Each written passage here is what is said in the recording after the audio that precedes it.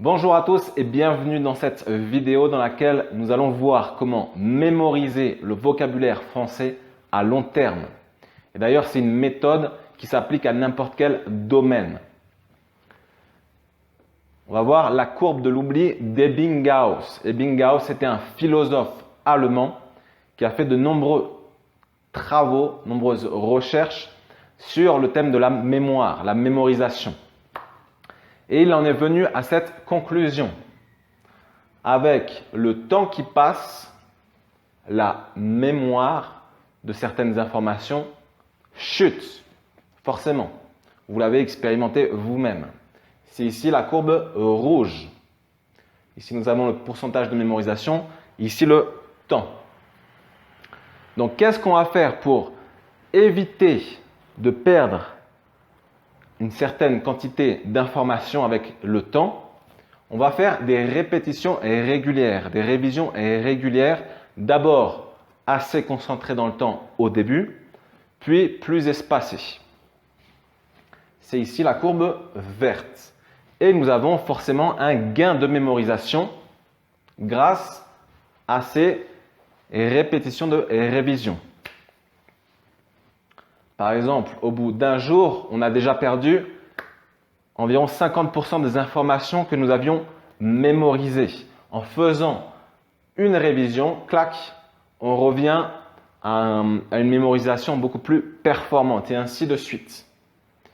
Deux choses importantes quand on veut faire des révisions régulières.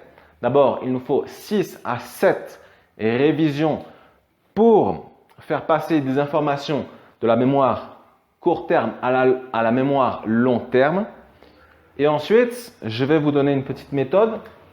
C'est que quand on révise ces notes, par exemple, du vocabulaire dans des phrases, bien sûr, parce que des mots isolés, ce n'est pas très efficace si on apprend de cette manière.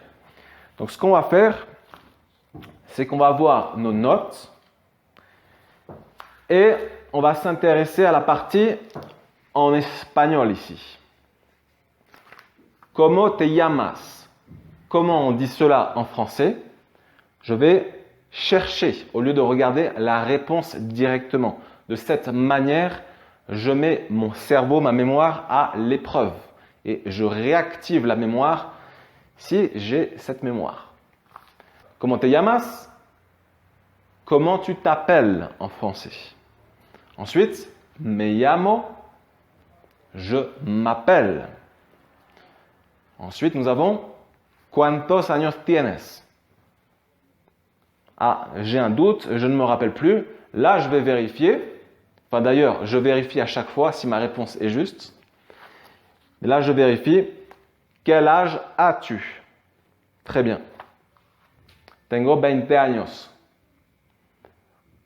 J'ai 20 ans. C'est ça. Très bien. On comprend donc que faire des révisions régulières avec le système de répétition, plus ou moins espacé, va nous permettre d'allonger la durée de vie, l'espérance de vie des informations dans notre mémoire.